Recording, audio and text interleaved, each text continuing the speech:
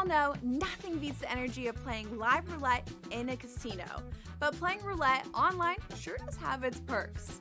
At the casino, you'll average 40 to 50 spins per hour. But online, you're looking at 100 to 150. The more spins, the more chance of wins. Now, go get lucky. See you in Las Vegas.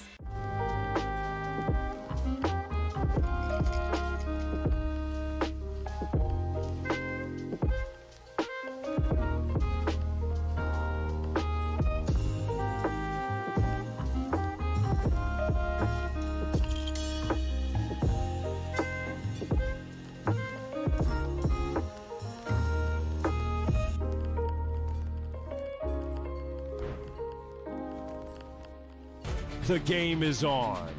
The stakes are high. But the action isn't just on the field. He's rearranging that ring. Get it inside! SportsGrid's in-game live. Your ultimate second screen experience. A little flyer, couple of 15.5-point live line. Every prop, every play, every day. Anything can happen. It's complete chaos. It's smarter to be on SportsGrid. There is going to be an energy to game time decisions that you will feel night in and night out. We're going to go through every single thing, and I've got a great team behind me that's going to help me get the job done. I want this to be the place that people come to. We are going to hit every single one of those markets that you need to know about. There is not going to be a better place, I promise you, than Game Time Decisions. We will have everything at our disposal, and we will use that to our advantage. I'm Kevin Walsh. Tune into Game Time Decisions from 6 to 8 p.m. Eastern on SportsGrid.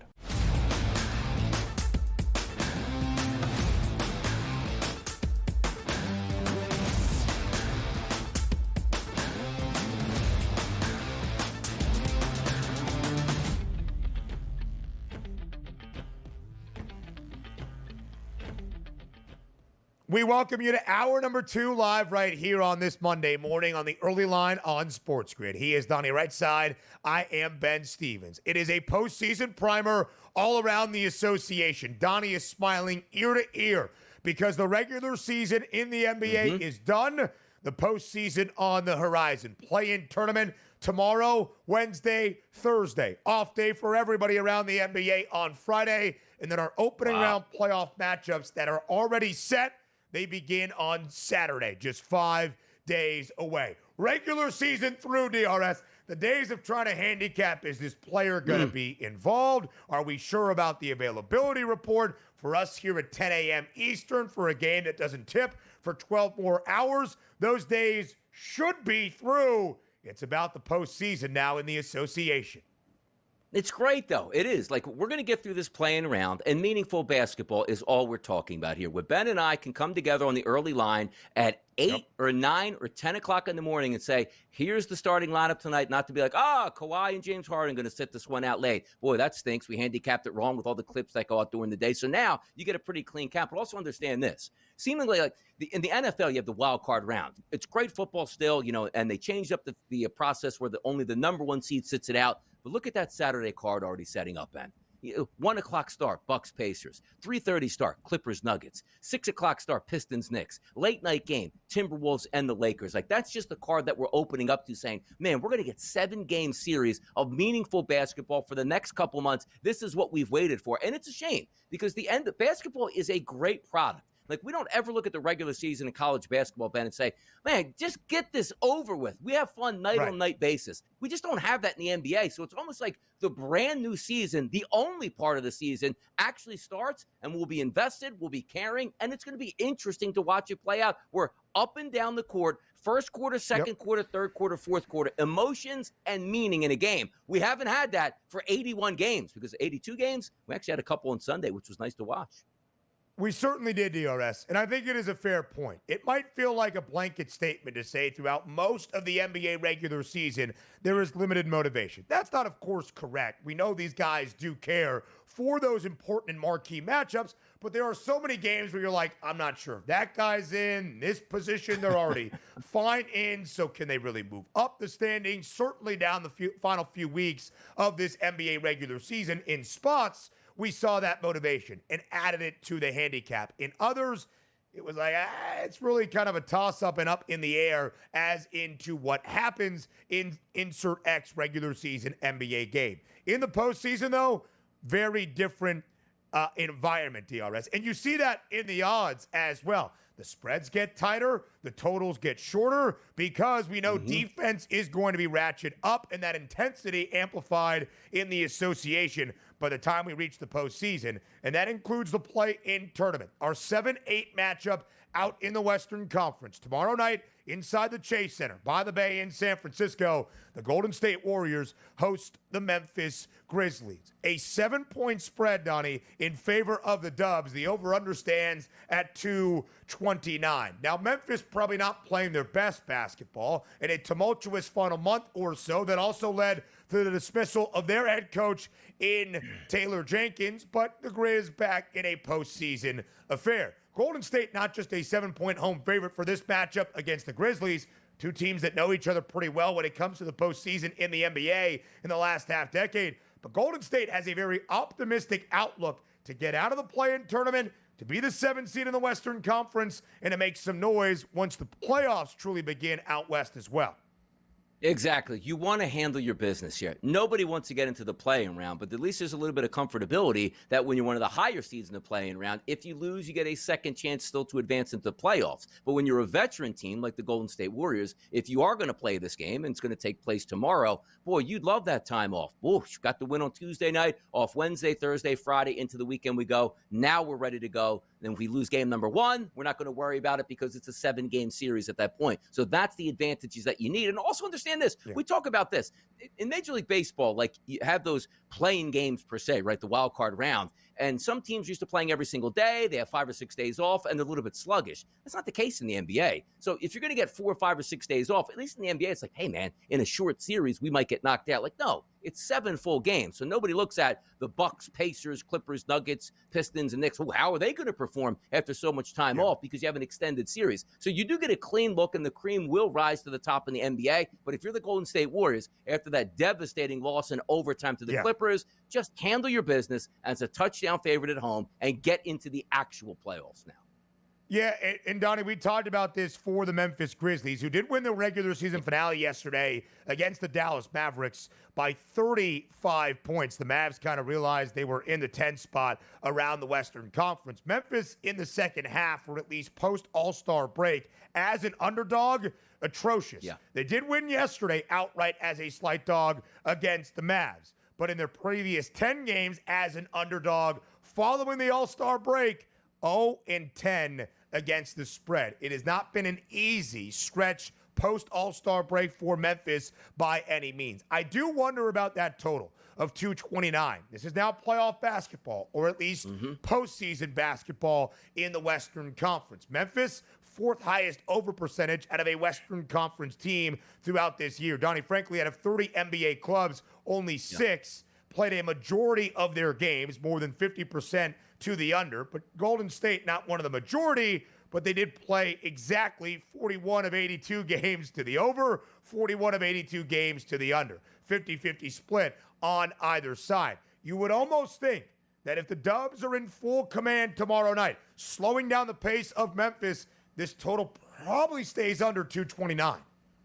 And Ben brings up a good point here. And the same points that we look at in the NCAA tournament, boy, there is no tomorrow on that tournament. It's neutral court sites. People like to bet the unders. And let's just take a look at the 4 games and encapsulate those. Hawks, Magic, opened up at 218.5, down to 216.5. Memphis Grizzlies and Warriors, which you're talking about right now, 231.5, now down to 229 at the FanDuel Sportsbook. Miami Heat, Chicago Bulls, opened 222, down to 219. And the Dallas Mavericks and the San Antonio Kings opened up at 222, down to 217. People buying back extremely on that under here with those opening numbers. And I agree with you. Now, there is a little bit more leeway in the Grizzlies-Warriors game because it's not a true, oh, no, we lost this game, we go home for good. So maybe a little bit more open ends. But it's still a playoff atmosphere where defense is going to matter, and we're not going to get those fast breaks because guys will be hustling repeatedly because they understand how big it is to win these type of situations to avoid a play-in game again where you could lose and go home. Winner of this game becomes the 7th seed in the Western Conference playoffs. And again, that would be a visit to the Houston Rockets, who will have home floor advantage as the 2 seed. But Donnie, the Dubs are a 7-point favorite. So let's show those Western Conference odds to really paint the picture of the outlook come true playoff time. The Dubs, a favorite in the play-in game, have a 9-1 price to win the Western Conference Championship. Third best in this conference and far, far better than that of the team they are more than likely to see in the opening round, the Houston Rockets, at a 25-1 price. And again, the Rockets, as the 2 seed, would have home floor advantage. The loser of the 7-8 game would then host the winner of our 9-10 matchup on Wednesday. That game will also be in Northern California, in California's capital. The Sacramento Kings hosting the Dallas Mavericks. 5-point spread DRS in favor of Sacramento, as you shared. That total working its way down at 217. Anthony Davis is healthy. I think the Mavericks might be able to make some noise as the underdog. I don't know, because I still like the starting 5 of the Sacramento Kings, and the fact that they are at home and are favorites here. But also, we're asking the same notion. If we're expecting a playoff type atmosphere here, it's almost like, to take the points and pray that you would have that moniker in the NCAA's, because you're asking for the Kings at 5 to win by 6, 7, 8, 9 points in this game, when maybe they might not even win the game at all. But for me, I do think the Kings are the better team overall, riding the home teams in this environment. Because also keep in mind, fans entering the arenas now. This is a playoff game. Ratcheted up intensity from them as well, which includes the fans. That's what we like to see here. I still think we'll go chalk with the Kings for me. The rest of the West playoff picture up next.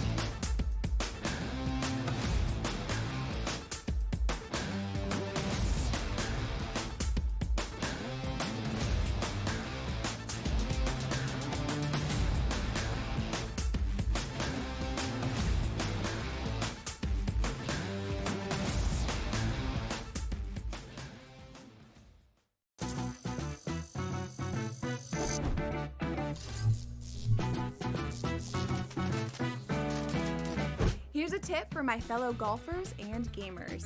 Do you want to book a golf trip to Vegas? For the best weather, aim for spring and fall. But the best prices, aim for summer and winter. But if you're looking for that sweet spot, try June.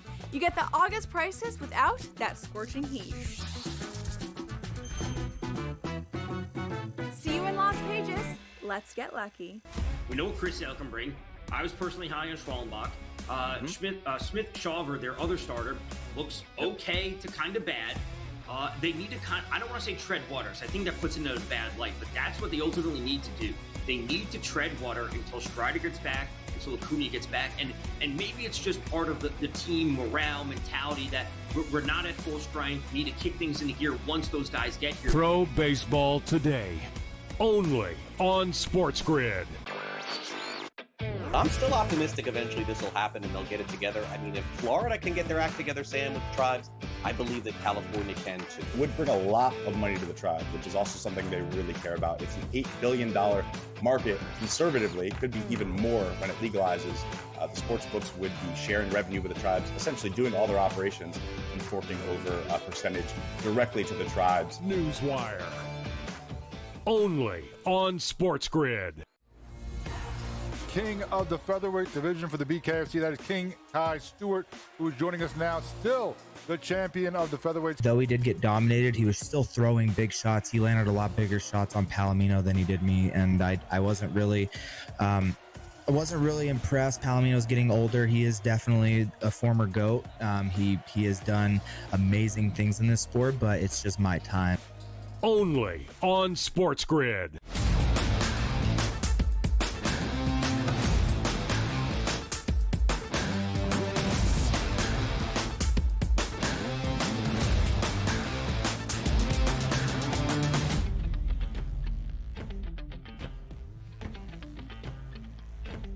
Play-in tournament action starts tomorrow. A doubleheader of our 7-8 games, both in the Eastern and Western conferences. We'll look at the East in just a moment. More play-in tourney games on Wednesday. Loser of the 7-8 game will host the winner of the 9-10 game on Thursday. And then, Donnie, the full playoff start on Saturday. Of course, we already know a couple of our opening round matchups on either side of the NBA. That would be the 3-6 split in the 4-5 series as well. Let's start with that 3-6 matchup in the Western Conference. Here is the Western Conference playoff picture. The Oklahoma City Thunder won that number 1 seed a long time ago and by a very substantial margin. In fact, the closing margin, 16 games in front of the Houston Rockets. But last week as well, the Rockets had clinched the 2 seed with a victory on Friday night over that 2 seed. The Lakers did clinch the 3 seed. Of course, we detailed how the rest of the Western Conference playoff picture did take shape. Denver wins, clinching the 4 seed and home floor advantage in their opening round set against the Clippers, who won a thriller in OT yesterday against Golden State, sending the Dubs to the play-in tourney. The Clippers as the 5 seed, in Minnesota, a home victory against the Utah Jazz. The T-Wolves had 2 very easy games in their final 3 to end out the regular season weekend, and they took advantage of both of those to be the 6 seed. As we look at the Western Conference standings in these first 2 playoff series that we know, DRS, 3-6 matchup, Lakers, T-Wolves, 4-5 matchup, Nuggets hosting the Clippers. Which of those 2 sets that we already have determined intrigues you the most? Oh, it's got to be the Clippers and the Nuggets. It really does. Because how many times do we get to take a chance at the Clippers? Like, boy, man, if they could just, they're never healthy in the playoffs. They're going to just bow out. Now, granted, we're at the playoffs right now. What happens after this, we don't know. But if you're going to tell me that the Clippers, the way they're playing basketball right now and completely healthy, why can't they do damage? This is what we waited on. Yeah. It's usually, James Harden slowed down with a hamstring injury, or Kawhi with some mysterious knee injury where he was just boarding a flight and absolutely twisted his knee and tore his ACL. That's been the MO here for the past couple of years. I mean, who can forget Paul George with the Clippers? Like, hey, big game tonight. COVID, I'm out. And so there goes our season in the protocols. Yeah. They've had every which way to be snake-bitten in the playoffs, and finally now showing up healthy against maybe a vulnerable Nuggets team, going over the coaching transition here, maybe some infighting there and turmoil, and not a great season as they anticipated, which they thought maybe they can be the number 1 overall seed. So for me, that's intriguing. And also game number 1, where they are underdogs in that one. If I was going to take maybe a shot at a Clippers ticket here to win that playoff series in round number 1 and maybe a shot for the Western Conference Finals, this would be a really good indicator. But I'm not slandering the Timberwolves and the Knicks. Luka Doncic and LeBron James playing in a basketball series is fantastic. Anthony Edwards, that's great. But the Clippers Nuggets, that's where my focus is going to be in the West. No doubt, DRS. And the series number is incredibly, incredibly short. Denver has home floor advantage, minus 136 to win this series outright in that series price. Okay, the Nuggets have home floor advantage, but a very tumultuous end of the regular season for Denver. The dismissal of Michael Malone, really bad vibes around that locker room. The Nuggets did bounce back on the actual hardwood, winning their final 3 games, including yesterday on the road against the Rockets and even covering as a 7.5-point favorite. But there's no hotter team entering the postseason on either side than that of the LA Clippers. They have won 8 straight in 18 of their last 21 after starting the stretch following the All-Star break just 1-6. And a big reason why: healthy and productive James Harden, healthy and productive Kawhi Leonard, Big Will Norman Powell now in postseason form, and Ivica Zubac, the big man for LA, performing at a very high clip. Yesterday, DRS, you talked about this in that regular season finale in San Francisco against the Warriors. If you were to have said, at home, Golden State got 36 out of Steph, 30 out of Jimmy Butler, all right, the Warriors probably won that game at least. But on the other side, Harden had 39 and 10. Kawhi had 33, and Ivica Zubac a 20 and 15, and a couple of extra on that in terms of points and rebounds. Double-double yesterday to lead LA to that road victory outright as an underdog. DRS, are you believing enough in the Clippers to bet them as the series underdog against Denver? Yes, and here's the reason why. The NBA regular season, as much as I dislike it here, there are ebbs and flows. There are back-to-backs. There's a lot of travel involved here. Understand this. There's no travel really involved and no back-to-backs that you're going to have to worry about. Like, you're talking about the first round of the playoffs, which takes so long because every game wants to be spotlighted on television. You know that helps? It's not the young teams here with the young, fresh legs at 20, 21, 22. It's the aging veterans like, okay, we're going to put in some work on a Monday night. We won't have to play again until Thursday. We don't even have to fly back home. So we'll be playing. We'll fly in on Sunday, play Monday, have off Tuesday and Wednesday, and play in the same city Sunday. That makes a difference. And also, Ben, when you're playing in elevation, where's the shocker? Hey, just played last night in Utah. Now I have a back-to-back in Denver. We're exhausted at this point. Now you can get acclimated to the altitude, get a game, and get the feel, get the practices in. It's such a big advantage and a different landscape that you're playing with. So the Clippers, for me, a veteran-laden team, extra rest only helps them in the playoffs. A 17-1 price as well on the Clippers, sixth best to win the Western Conference Championship. I do think there is some value there. The last time LA won a playoff series back in 2021, so those playoff shortcomings have been a theme for the Clippers as of late. But if they can remain healthy, there you go. Of course, there are the narratives around James Harden, but Kawhi Leonard has been there before if he is healthy. The other playoff series that we already know in the opening round, DRS out west, the Lakers a minus 172 favorite against the Minnesota Timberwolves. LA has home floor advantage. This is why you get Luka Doncic, to pair him up with LeBron James in a postseason run, trying to capture a crown. How do you feel about the Lakers entering the playoffs? Yeah, they have home court advantage. They have two superstars, and they have the NBA advantage, if you know what that means here. The farther the Lakers go, the better the NBA does at this point. No disrespect to Minnesota and the Timberwolves fans up there. And Edwards is an absolute superstar stud. But when the Lakers win and the Celtics win and the East Coast and the West Coast continue to move forward, and no shit, and disrespect to OKC, don't get caught up. You better play way better if you play the Lakers here, because they're getting the calls here. Lakers over the Timberwolves, just because, people. Listen, Minnesota has had a very optimistic outlook all year after reaching the Western Conference Finals. I do think this benefits the Lakers here, though. Second best price to win the West. Out to the Eastern Conference next.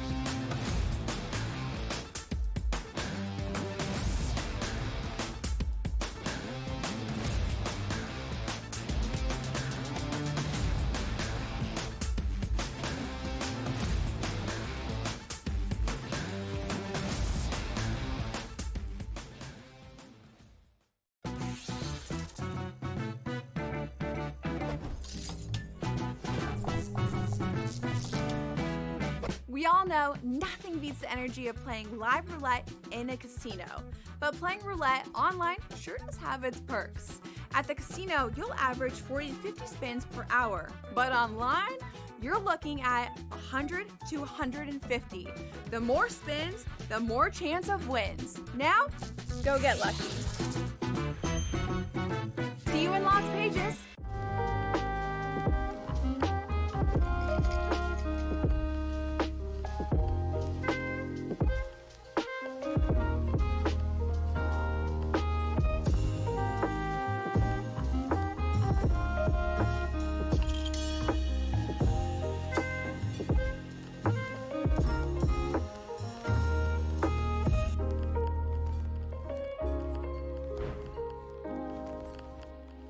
The game is on. The stakes are high. But the action isn't just on the field. He's rearranging that ring. Get it inside! SportsGrid's in-game live. Your ultimate second screen experience. A little flyer, couple 15.5 point live line. Every prop, every play, every day. Anything can happen. That's complete chaos. It's smarter to be on SportsGrid. There is going to be an energy to game time decisions that you will feel night in and night out. We're going to go through every single thing, and I've got a great team behind me that's going to help me get the job done. I want this to be the place that people come to. We are going to hit every single one of those markets that you need to know about. There is not going to be a better place, I promise you, than Game Time Decisions. We will have everything at our disposal, and we will use that to our advantage. I'm Kevin Walsh. Tune into Game Time Decisions from 6 to 8 p.m. Eastern on SportsGrid.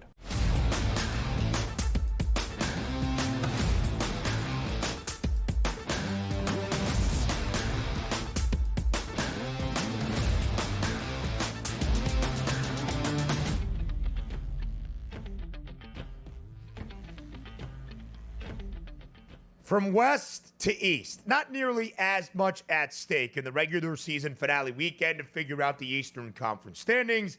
And as Donnie will make his point here, I am sure, really the Eastern Conference postseason should look like the WCC or Sun Belt tournament in college hoops, where the top 2 seeds, Cleveland being the 1 seed, Boston the reigning champs, and the 2 seed, should be at the very end of the bracket that looks like a gauntlet. And let's just fast forward to the Eastern Conference Finals. Might some teams play upstart and upset that? Perhaps, but it really does feel like we're kind of fishing at the bottom of the barrel. Let's start with our play-in tourney games in the Eastern Conference. In that 7-8 matchup, our first game of the play-in tournament tomorrow night, the Orlando Magic host the Atlanta Hawks. Orlando, a 5-point home favorite with a total of 216 and a hook. DRS, the Magic, who had a great start to the year and then a very mediocre middle, did end the year in a strong way to have home floor advantage for this Eastern Conference play-in tourney game against Trae Young and the Hawks, a 5-point spread in favor of Orlando. Yeah, I would probably lean on the home team once again. Line opened up at the FanDuel Sportsbook at 5. Hasn't moved really. Some other outlets been showing 5.5, so a slight uptick there. The one thing that we do know is the Atlanta Hawks a little bit more freewheeling than the Orlando Magic, so you sort of have that contrast of styles entering into this one. Who's going to slow it down? Who's going to play by the Magic's number? And this number now, that 218.5 at the FanDuel Sportsbook at the opening number, now down to 216.5, and how much farther that is going to fall. Because if you ask me who's going to win this game, I think it's the Magic. But I also think that game stays under the total. I don't think we had a 120 to 110 final in this one either way, with a victor being the Hawks and or the Magic. But the one thing also that we should be doing here, Ben, like the Eastern Conference, it should be the first 4. Like put these guys in Dayton. Wouldn't that be nice? All in one arena. Sure. Everybody get excited. People will be able to buy it at that point. You know what I mean? So I do think there's ways that you can improve on, okay, Orlando's at home. They deserved it. They're going to have the home crowd. They'll probably win this game. But the Eastern Conference as compared to the West just doesn't give me added interest, but I would get a kick out of if they're at some neutral site like bubble for the 4 teams. Winner makes it out, or with the 2 teams that make it out, they fly to their next destination. Could be on to something here.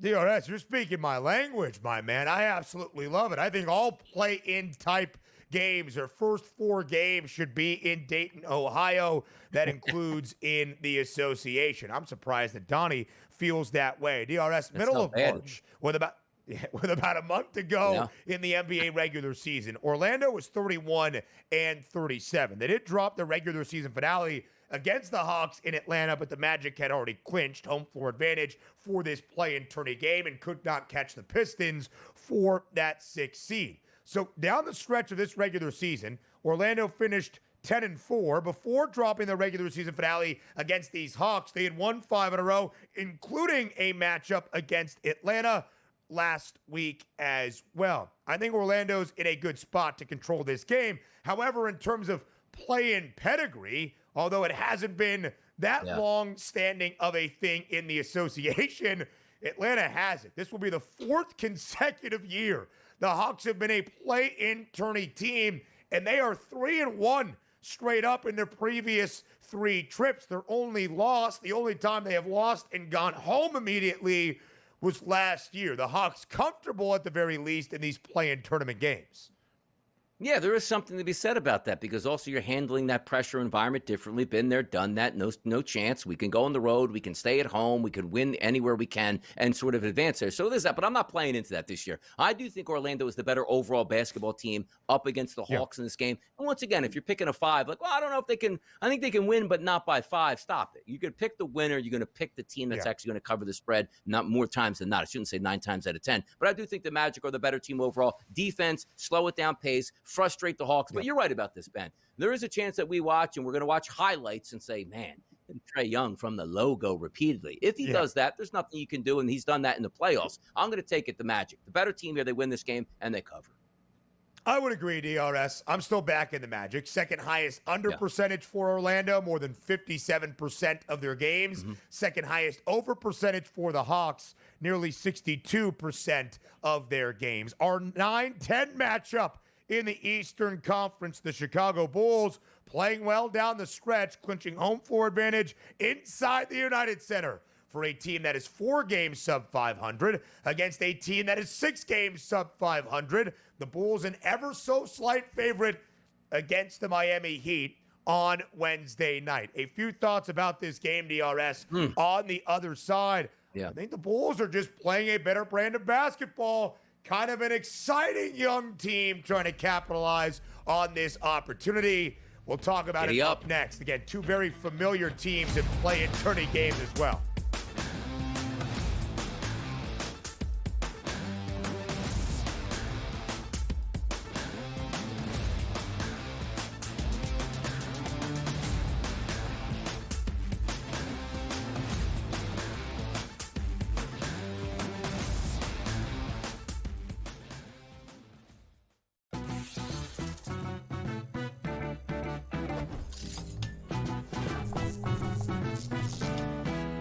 We all know nothing beats the energy of playing live roulette in a casino. But playing roulette online sure does have its perks. At the casino, you'll average 40 to 50 spins per hour. But online, you're looking at 100 to 150. The more spins, the more chance of wins. Now, go get lucky. See you in Las Vegas.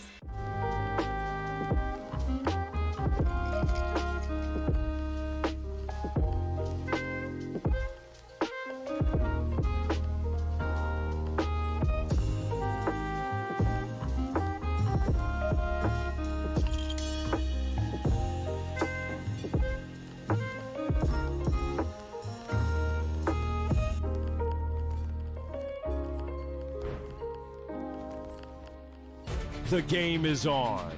The stakes are high. But the action isn't just on the field. He's rearranging that roof. Get it inside! SportsGrid's in-game live. Your ultimate second screen experience. A little flyer, couple 15.5 point live line. Every prop, every play, every day. Anything can happen. That's complete chaos. It's smarter to be on SportsGrid. There is going to be an energy to game time decisions that you will feel night in and night out. We're going to go through every single thing, and I've got a great team behind me that's going to help me get the job done. I want this to be the place that people come to. We are going to hit every single one of those markets that you need to know about. There is not going to be a better place, I promise you, than Game Time Decisions. We will have everything at our disposal, and we will use that to our advantage. I'm Kevin Walsh. Tune into Game Time Decisions from 6 to 8 p.m. Eastern on SportsGrid.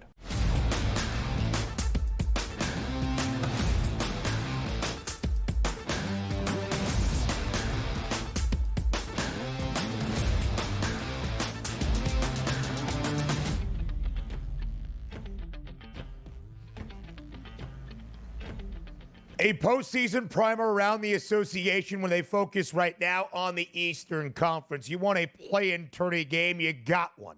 Wednesday night, the Madhouse on Madison going to be rocking inside the United Center in Chicago. The Bulls hosting the Heat. Again, DRS, much like the Atlanta Hawks, 3 of our 4 teams that have reached the Eastern Conference play-in tourney this year, very comfortable in these spots. 3rd consecutive year for the Heat in the play-in tournament.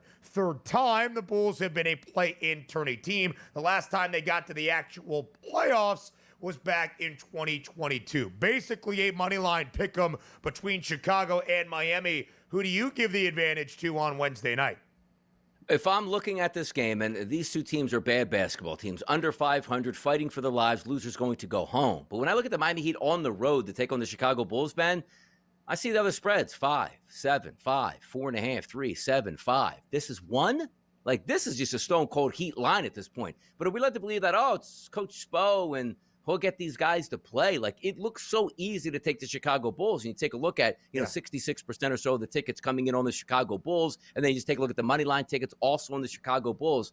Does it look too easy for us? And I understand that the public does win its fair share of basketball games, but I'm surprised that that line is just sitting at -1. Now, there are some other outlets at -1.5, and we'll see where this game actually is at game time. Right. But if I'm just reading lines, that's a Miami Heat line. But knowing what I know about the Heat and the Bulls, just home court advantage to win one basketball game, it's not like the Heat are world beaters out here. Oh, Donnie, but they went on the road, in the last week and a half and beat the Celtics here. I don't care about that. I just think the Bulls are a more talented team, and I'm willing to lay the -1. But again, I'm wondering why we only sit at -1.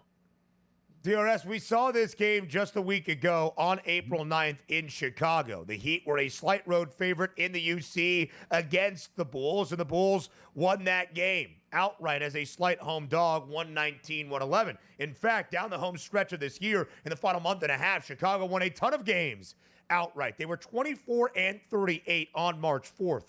They won 15 of their last 19, 6 of their last 7, and led by a really solid young core, Josh Giddey, Kobe White.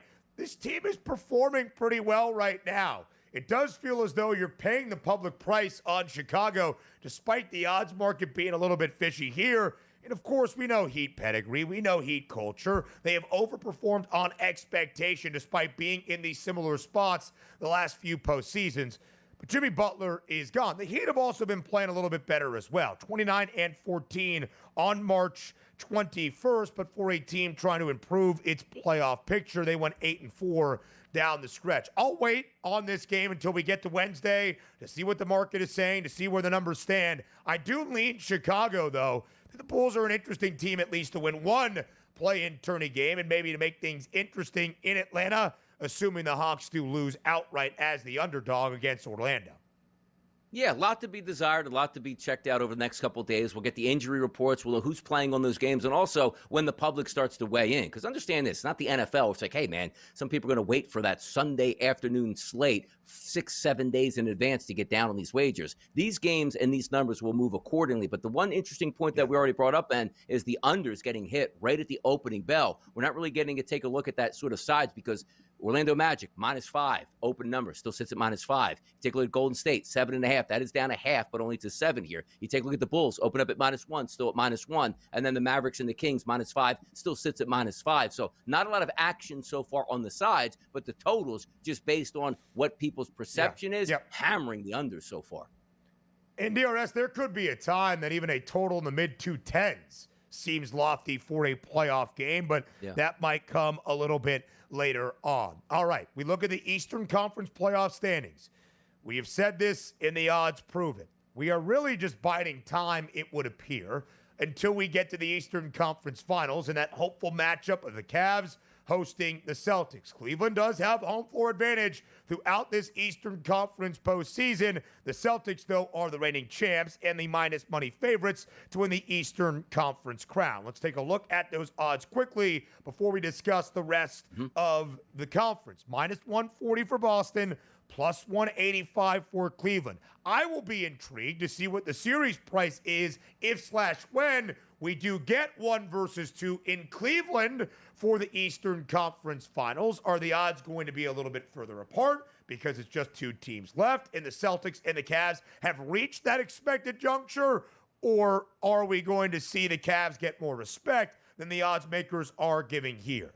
But Donnie, until we get to the Eastern Conference Finals, because we'll do it all throughout the playoffs, of course the conversation is, who else? Who can maybe provide a test? Who can maybe be a challenger and a contender elsewhere around the Eastern Conference?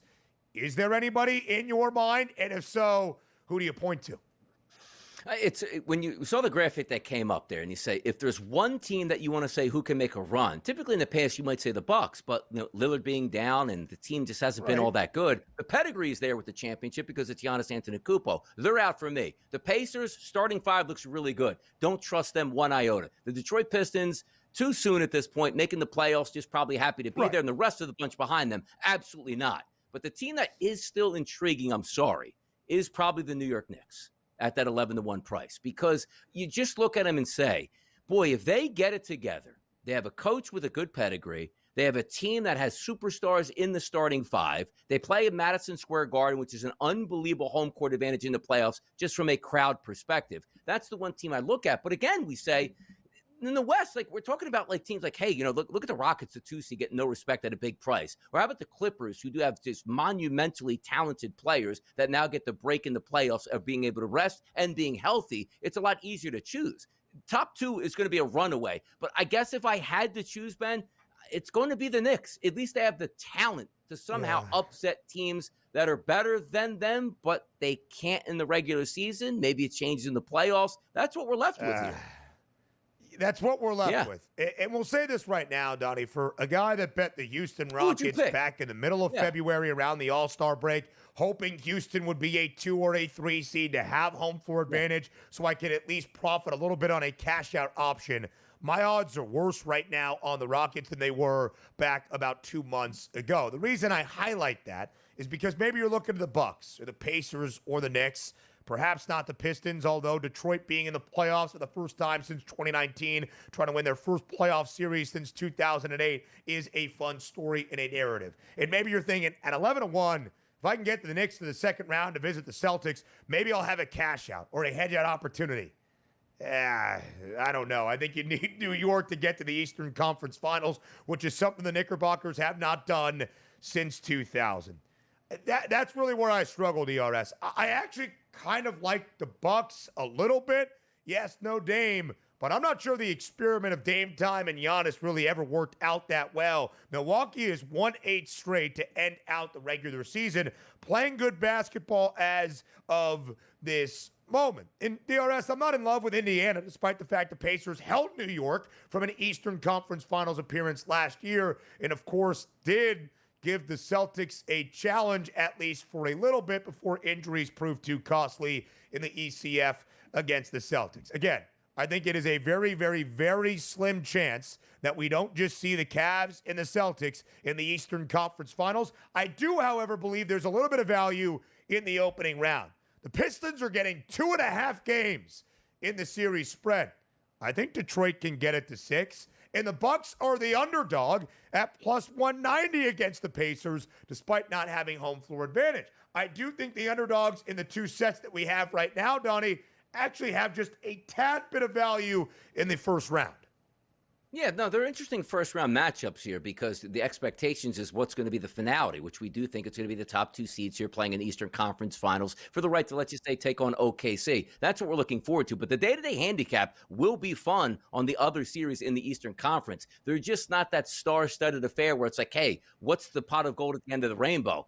Getting knocked out by the Celtics and the Cavaliers. Congratulations for winning a round here. That's the expectations. But we'll find out sooner than later. But we do think that Eastern Conference Finals team's set in stone right now. Yeah, it really does. And the odds makers backing it up. More about the postseason in the NBA next.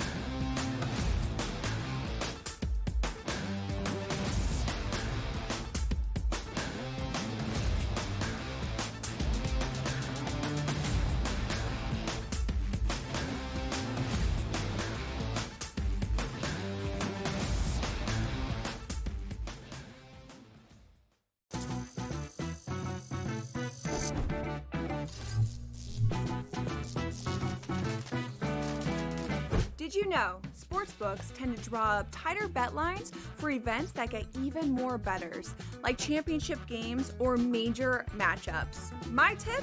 Try betting on less popular sports. You might have a better shot at beating those odds. Now, go get lucky. See you in Las Vegas. Let's get lucky. The 2 guys that can do it all. Too much electricity this morning. This is a good time. We're having a lot of fun. I had to do a triple take. Ka-ching! Why? Because of parity. I didn't mean to offend. Yeah, it's not going to happen. Load management is a dirty word. Let him rip. You know what? Circumstances provide the results. What? How do you do this once? Oh, Donnie, you got such a good show there. A network that is booming. The Early Line, only on SportsGrid. They won the game, and a lot of people, I think, are, prematurely writing them off. Like, I heard a lot of people say they're not even making the playoffs this year. What I give them credit for right now, Scott, I'm not going to pencil them to win the division yet. Let's see how they do. What I give the Red Sox credit for, and this sounds like silly, I give them credit for actually trying this year. Pharrell Coast to Coast, only on SportsGrid. Okay, what tools can you use to measure those things a bit? And that's where you have like force plates and 3D motion and launch monitors, things like that. But that's all just sort of like measuring what's happening. That doesn't necessarily explain why one guy's really good and another guy's not really good. And that's where there's still kind of like this ongoing, how do you like continue to do research to understand that better? And I think that's going to last well past my lifetime. The Smiley Show.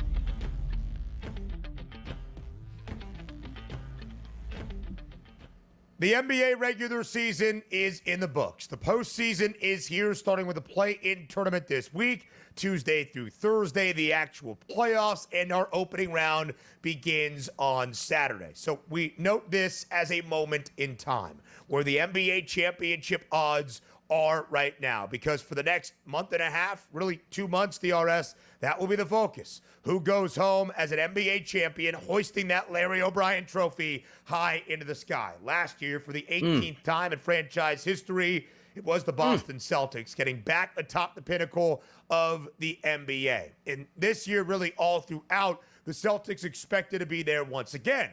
But in the last 2 to 3 weeks, we have seen the odds flip, where the Celtics are no longer the NBA championship favorites, despite still being that minus money favorite to win the Eastern Conference crown. The team in front of Boston, that's the Oklahoma City Thunder at a plus 180 number. Only a dime, though, Donnie. That's it. Just 10 cents of difference between OKC and Boston. Who would you set as the NBA Finals favorite entering the postseason?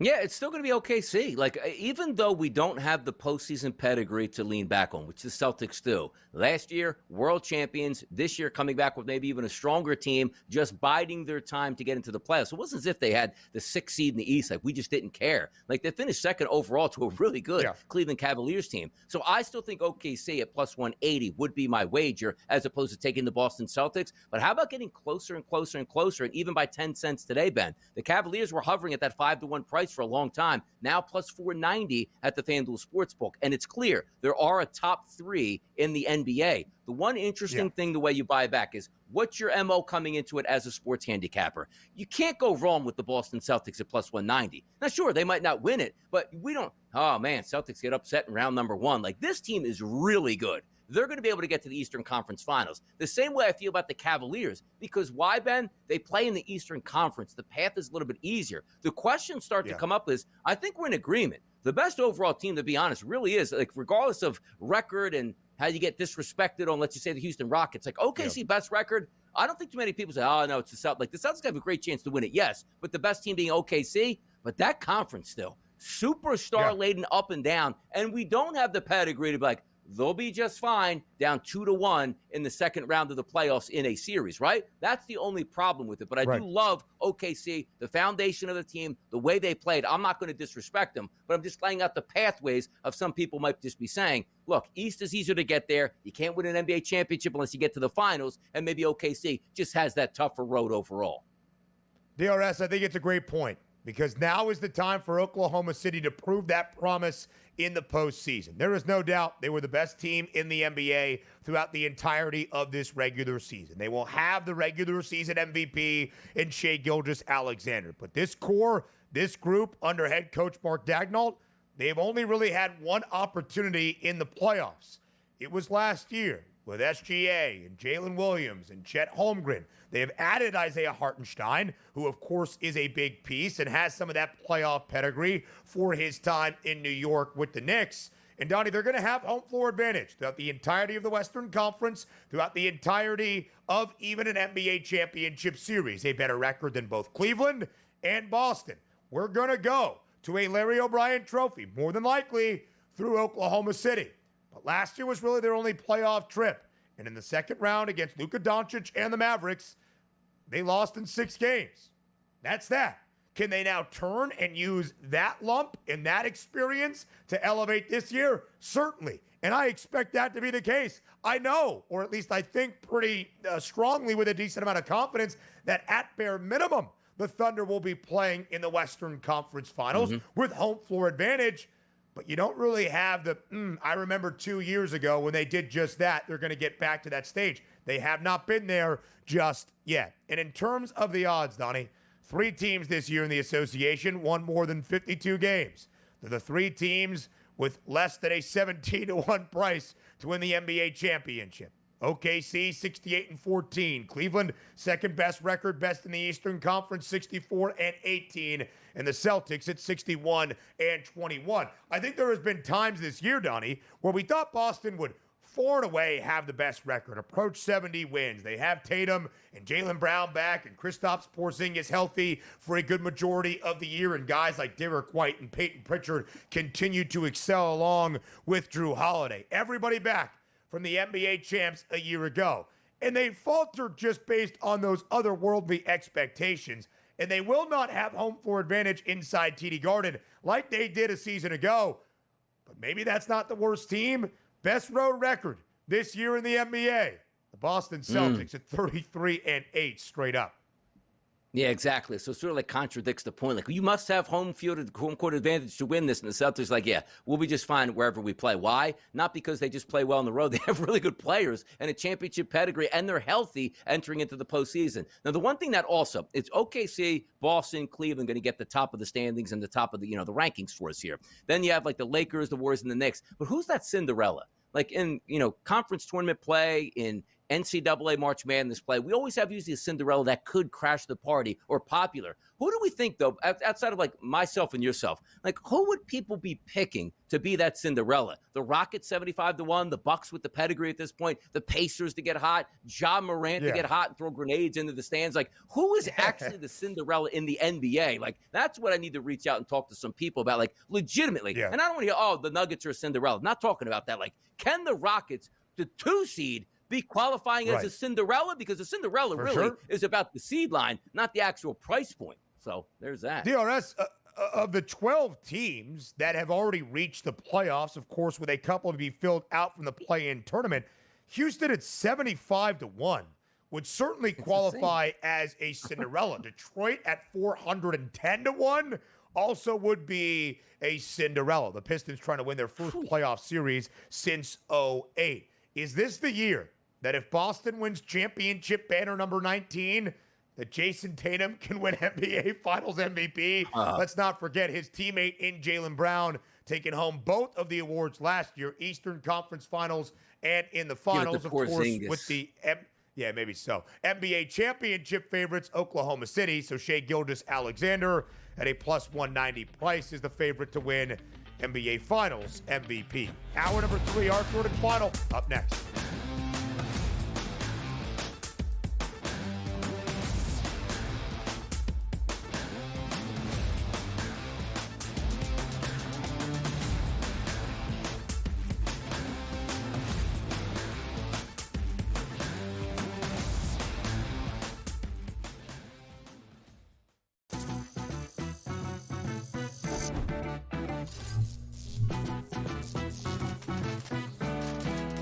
Did you know sportsbooks tend to draw up tighter bet lines for events that get even more bettors, like championship games or major matchups? My tip?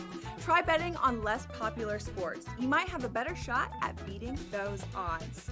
Now, go get lucky. See you in Las Vegas. Let's get lucky.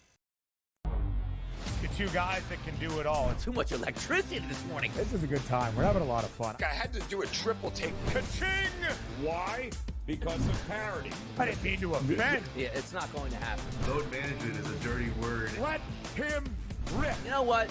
Circumstances provide the results. What? How do you do this once? Oh, Donnie, you got such a good show there. A network that is booming. The Early Line, only on SportsGrid.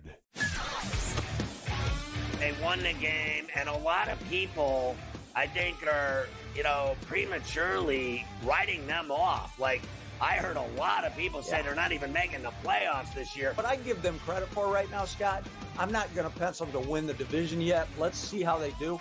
What I give the Red Sox credit for, and this sounds like silly, I give them credit for actually trying this year. Pharrell Coast to Coast, only on SportsGrid.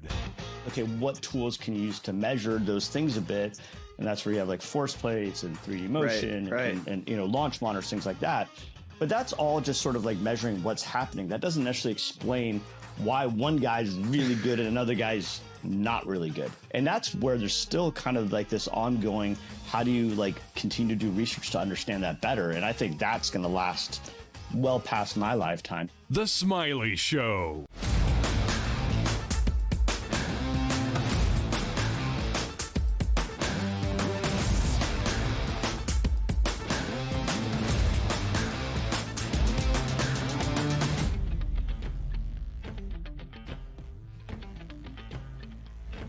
It is not hour number 3. I do apologize. Got a little bit excited. It is the end of hour number 2, live right here on the early line. I know, DRS. I am sorry. NBA Finals MVP odds that we just looked at right before the break. Shai Gilgeous-Alexander, of course, plays for OKC, who are the NBA Finals favorites, so plus 190 for SGA, which is only 10 cents away from the plus 180 price of his Thunder. I think if you assume, DRS, that Oklahoma City is the rightful betting favorite to win the NBA championship, SGA is going to be the reason why. The intriguing one to me is still the guy with the second best price, and that's Jason Tatum, who, of course, led his Boston team to an NBA championship last year, but was unable to have the individual accolade as a Finals MVP. Jaylen Brown winning both Eastern Conference Finals and NBA Finals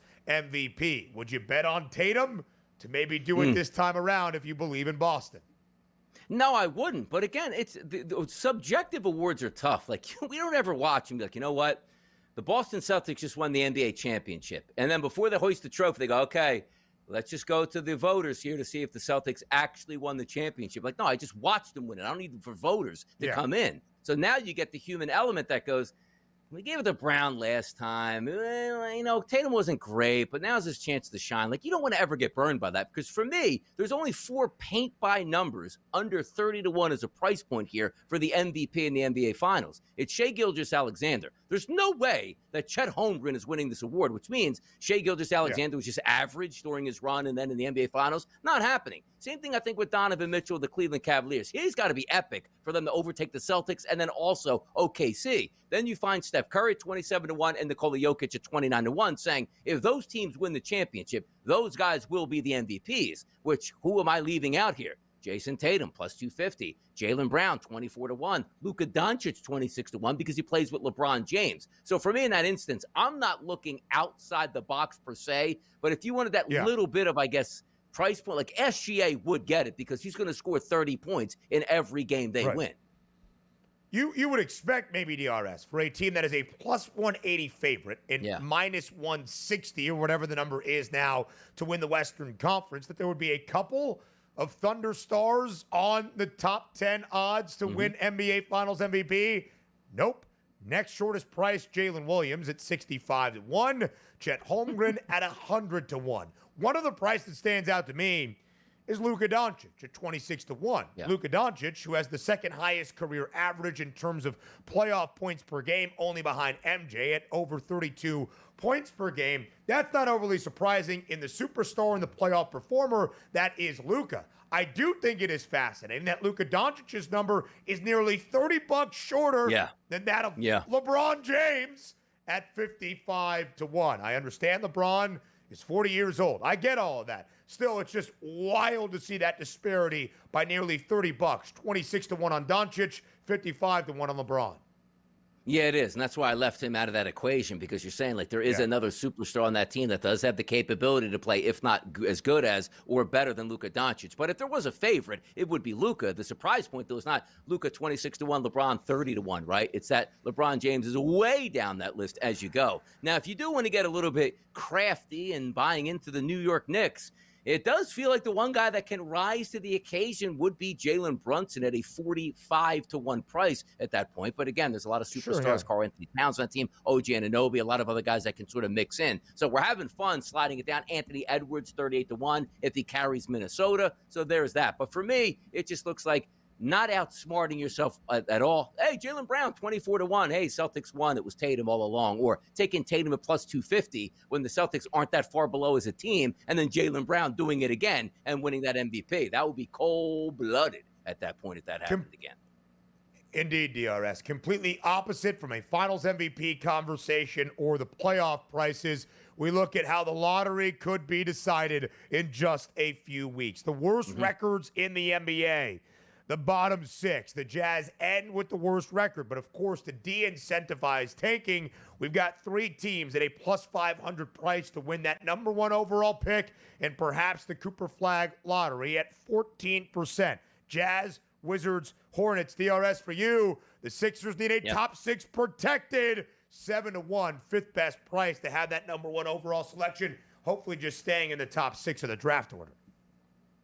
Things are looking good. Ping pong balls bouncing around. Could land at number 1. McCain comes back last year after having such a great start as a rookie for the Philadelphia 76ers. You add Cooper Flag, a Duke teammate. Maybe that's in the works. Maybe the planets are aligning for the Sixers. I like it. Now it's hour 3.